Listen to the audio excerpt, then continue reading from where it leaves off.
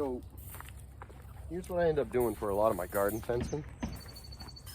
And it doesn't work, it's not 100%. Like some rabbits, when they're younger, can still get through this, I think it's a 3 by 1.5 inch,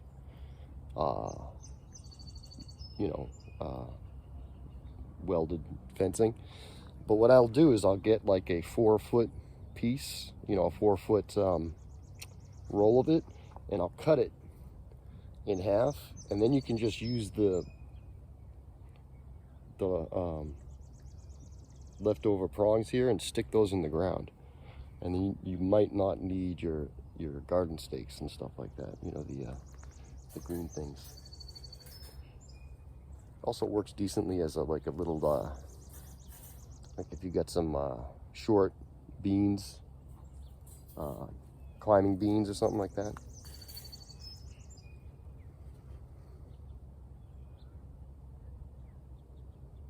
Meat mutt. Hang on. Meat mutt.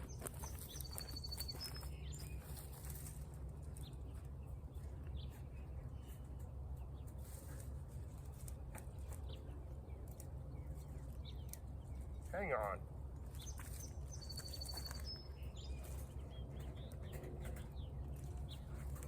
Ooh, careful.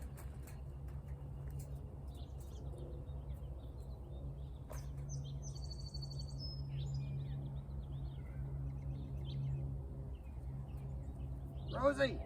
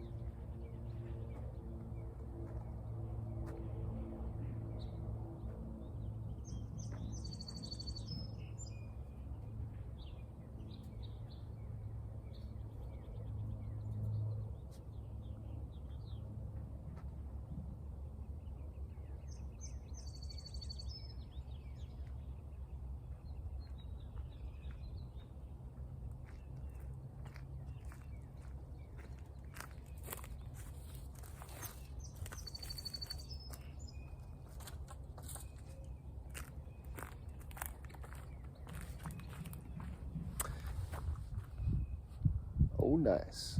I think we're gonna have to, what I should do is mix up some light basket fertilizer for the garlic. Start giving that some feeds. Some of them seem to be doing a little bit better than others, which is expected. It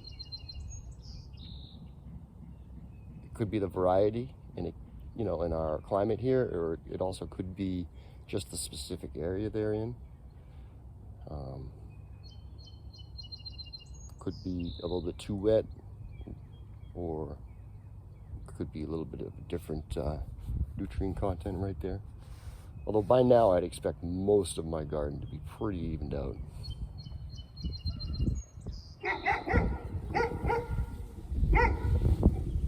They hear every truck.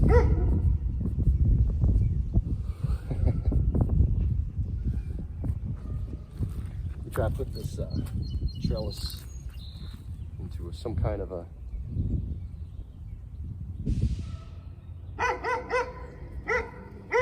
reasonable setup.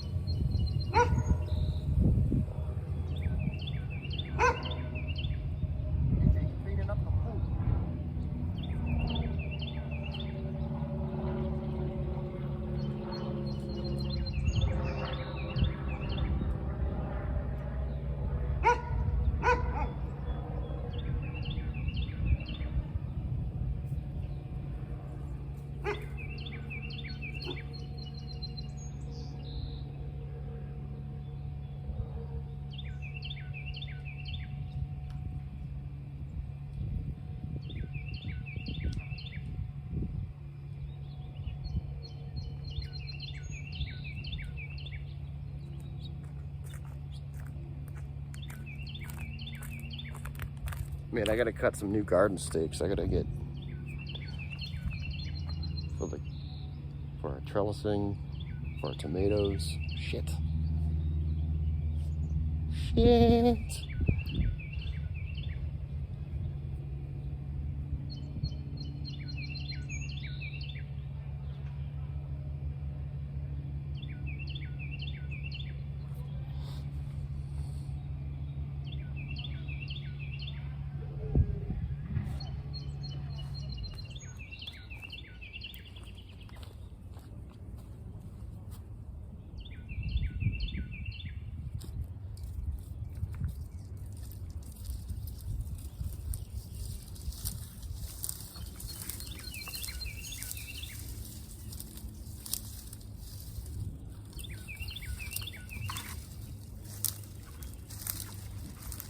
Uh-oh.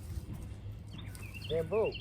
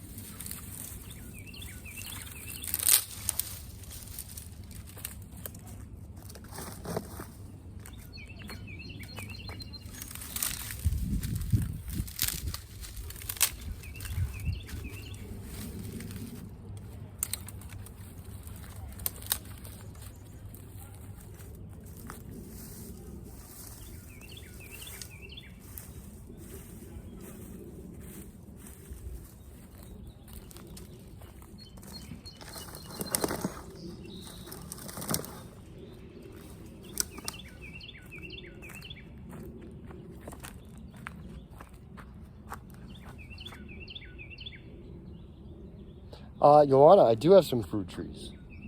Behind us, we have a cherry tree. We've also got some apple trees and a couple of peach trees. A mulberry tree. I've got Pakistani black mulberries. Also got what's called a pawpaw tree. Pawpaw is the largest native fruit tree in North America.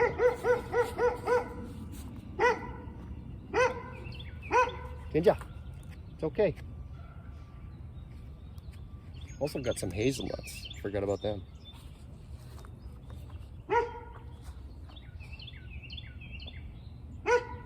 We used to have grapes, but we don't now.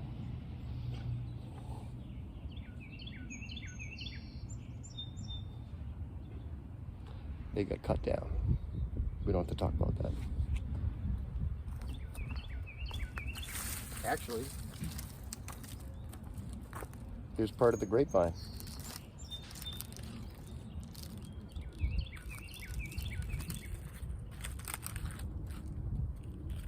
They were getting to be pretty good size. That's okay. We can always get more grapes. I really enjoyed grapes. They were a lot of work though. Grapes are a lot of work, let me tell you. It's another one of those things where you're like, hey, they do this in that magazine or on that show. I bet this would be cool. And then you get it and then you realize, like, harvesting the grapes, oh my God, we had so many. It was like 75 to 100 pounds of grapes. And we made so much jelly, and I made wine out of Concord grapes. Man, that was freaking good. Holy crap. That was a hangover-free buzz there. The homemade wine, oh my God. It was super sweet too. It made it like a dessert wine or something.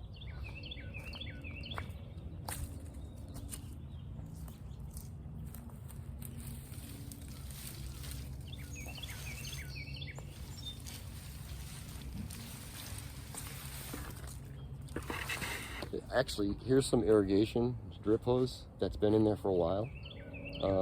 I don't actually use it, it's just been there. I've got a whole bunch of it stacked up. I think we're just gonna get rid of it. It's It's really old. It was from another time, like another period when I was learning about, you know, how I would do things in the garden. And at that, you know, that was still at a time when I was like still getting a little razzle dazzled with like products and new things. But I also ended up getting into the mentality of like trying to put as little technology into the garden as possible, but also having to buy as little as possible, and also as little plastic as possible. The hardest thing is avoiding plastic or rubber. It's everywhere. Like everything's plastic now. My little tags. And the crappy part is they work too. Like I've used wooden garden tags and like, you know, the writing wears off and shit.